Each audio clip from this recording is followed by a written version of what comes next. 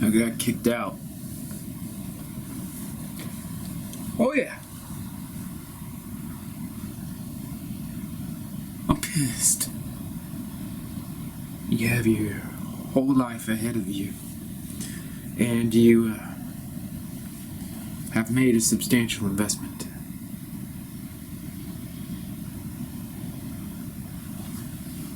It's not every day. I notice that my posture is a little slumped. I feel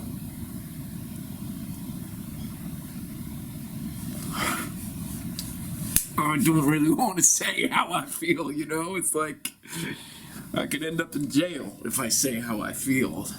I want to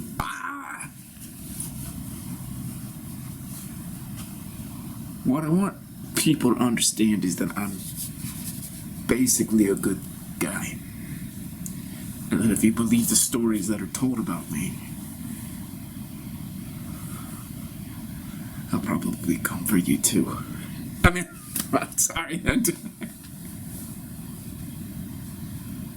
It's not every day that you get kicked out of your dream.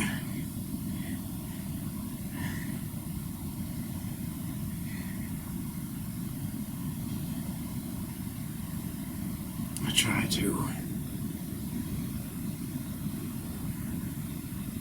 be at peace with what I feel.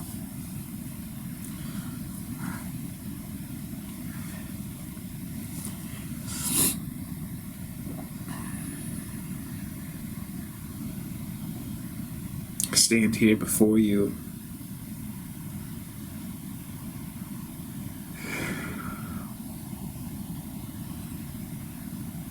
a beaten man, maybe.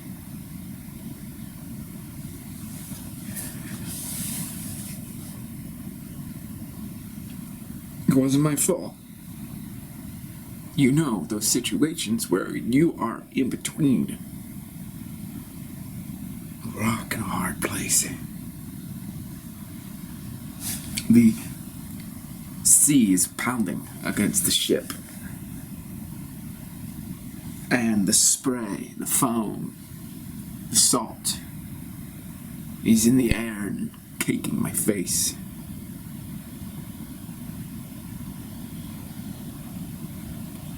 And I saw them jumping off the boat.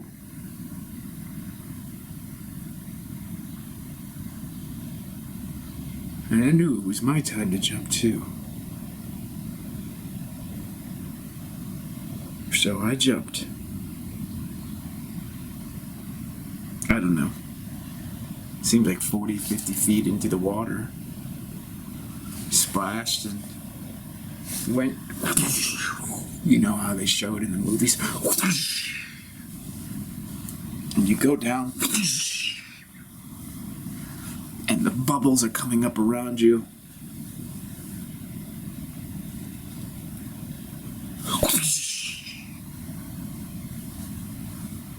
And then you swim your way back to the surface.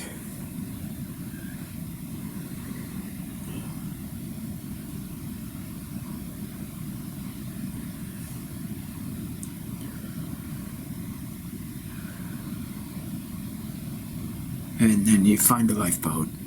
5, 6 people. We're all scared, we're all wet, we're all cold. We're all fearful of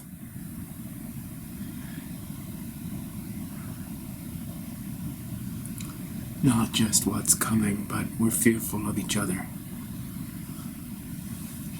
Because when you anticipate being out there with no food and water after, let's say, a week, depends on the rations in the lifeboat. It depends upon the number of people and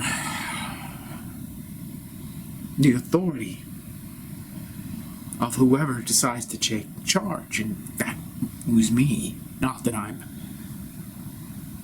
really that much of a leader. I would say that I sometimes feel the motivation to lead other people, but That's a big responsibility, you know? Leading people. So many ways to fuck up.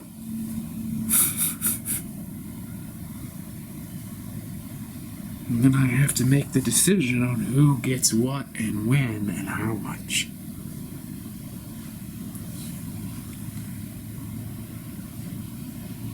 I tell you that I always had this dream. Always had the dream to be a hero. But the thing about that dream, the reality of that dream, is that when you have to face the circumstances that create the hero, you don't feel so heroic. I can't even do push-ups on a daily basis because I'm just not suited to self-overcome and do the work necessary to get this physique right. And here I am, 5, 6 other people. I don't know what to do. I could feel all of them looking at me. As the senior ranking officer,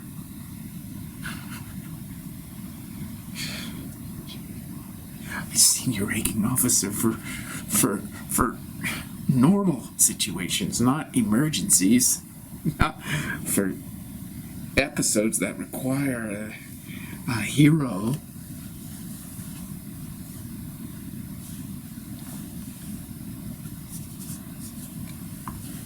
I'm not a hero. I'm not.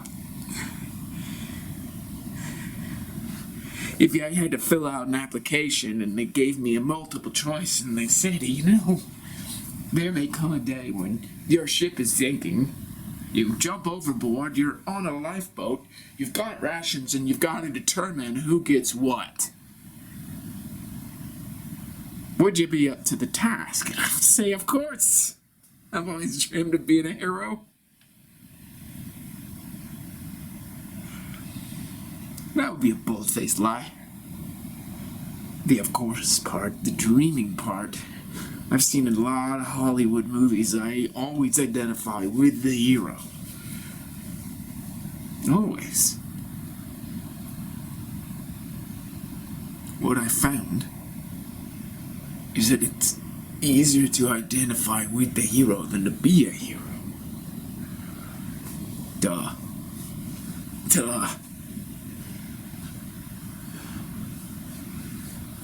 You gotta figure out a lot of things at the same time. You've got to figure out who you're dealing with. And yeah, it was 6 people. I say 5 or 6, but it was really 6.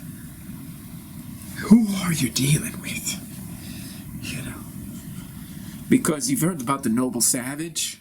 Well, that's what we all are underneath. We're all noble savages underneath. And if I'm going to step into my role as a leader and as a hero, I have to understand and assess the quality of the souls before me.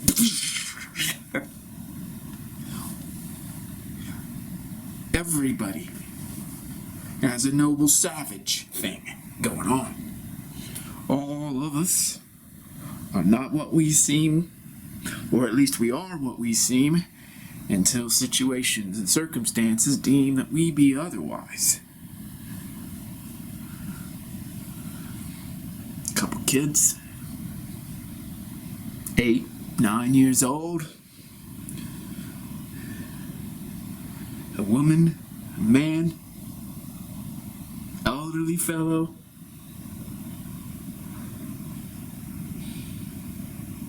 and then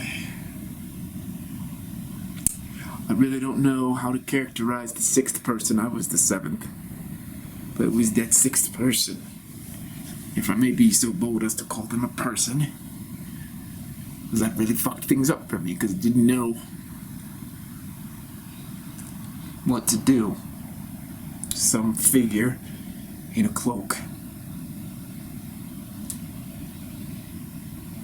I did know that something was up when I realized that the cloak was not wet.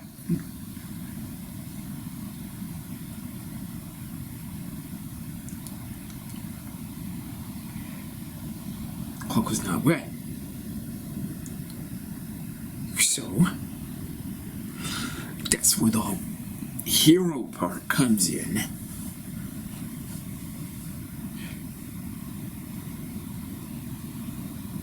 Because what do you do about that? You go up to this figure, grab the hood, and strip off the cloak, and see what's underneath. When the fucking thing isn't even wet. You really gotta figure that one out. Dark cloak. So, when the life raft was plunged overboard, was the figure in the dark cloak in the life raft? Well, that's quite a fall. So that's odd. Did the figure jump from the side of the boat and land perfectly onto the life raft 40, 50 feet below without injuring him, her, itself?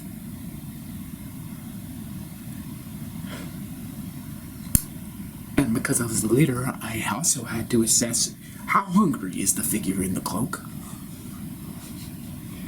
How dangerous is the figure in the cloak? Does the figure in the cloak speak English? Does the figure in the cloak have needs? So what I did, what any sensible person would do in a leadership position who wants to play the hero but is uncertain as to how to play the hero, I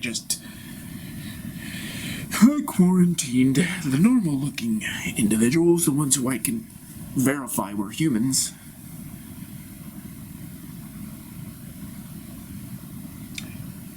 And the figure in the cloak was at the end of the lifeboat by itself. And I was like, all of you people, get over here. I'm the ranking officer. I need you to do what I'm saying. Do what I'm saying, please. You never know if people really understand how to take orders. So you sprinkle a please on there. And in the little space of the lifeboat, I paced back and forth.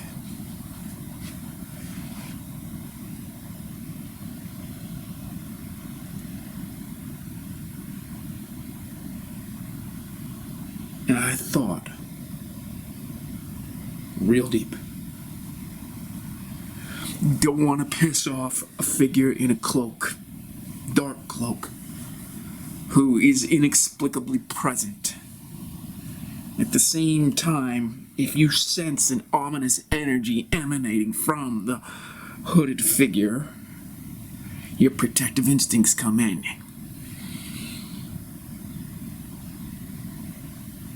You can feel the muscles starting to twitch. The testosterone and the adrenaline starting to pump through your body. You're starting to size up some figure that you can't truly discern or ascertain or assess. I tell you, it's like this. We got 2, 3, I don't know how many threats we have. There's the sharks out there. There's the fact that we could be floating at sea for weeks. We have each other. And once we start losing our shit, we could start attacking each other. And then we've got Mr. Hooded figure there at the end of the boat. So what is that? 4 threats. That's a lot to manage for for someone who's only fantasized about being a hero and never went to school to be a hero, didn't get my college degree in heroism.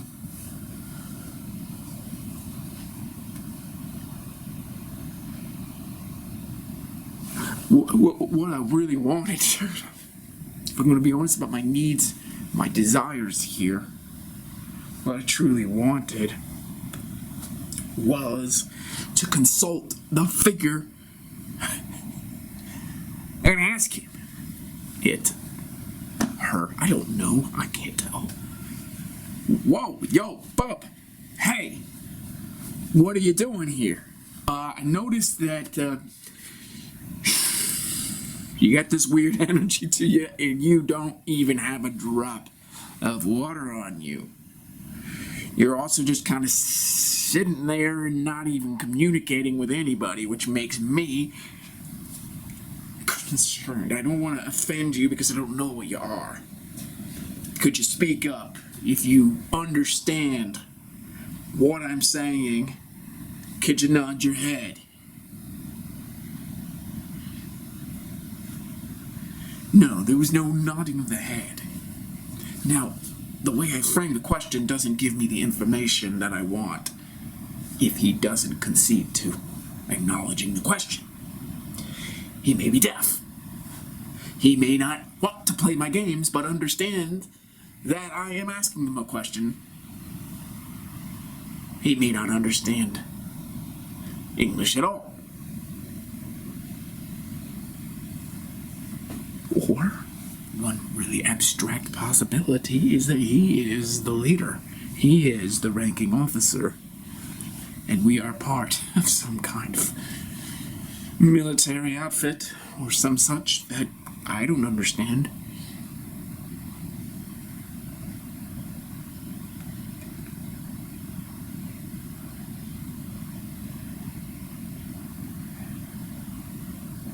But it's true that if I'm going to become a hero, I have to face this figure, this hooded figure. And I also suppose that from a purely psychoanalytical perspective, that figure there is perhaps an externalization of my own psyche, some shadow dissociated to such an extent that now it's in front of me, like the Grim Reaper. But maybe it is the Grim Reaper, you know, here we are. The cruiser is destroyed, sunk. We're the only survivors on a lifeboat, and, well, there we go. I want to sit here and lead and be the hero and be in control, and there's death? Well, that's a facile interpretation, but it's perhaps true. Death shows up. Well, fuck you, man. You're not gonna get any of the food rations. You're gonna starve. I'm gonna starve you out. Of course, I don't know if it's death. It would be great if I could see some bony fingers or some red eyes or a scythe or some bad breath. It would be great if I could get some visual clues or cues. But I can't. Maybe it's the emblem of uncertainty, the symbol of the unknown. So are you just gonna sit there? Mister?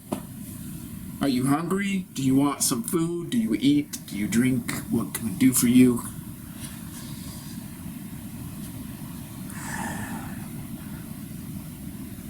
Can you talk to me? And that's the problem, I suppose. We're not obligated to communicate. I could go up and put this figure in a headlock and say, speak to me. But that would be coercion, wouldn't it? I'd be domineering.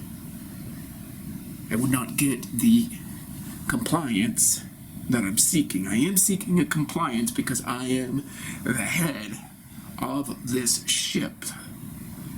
And so I need this figure to comply to my leadership. I need it to consent.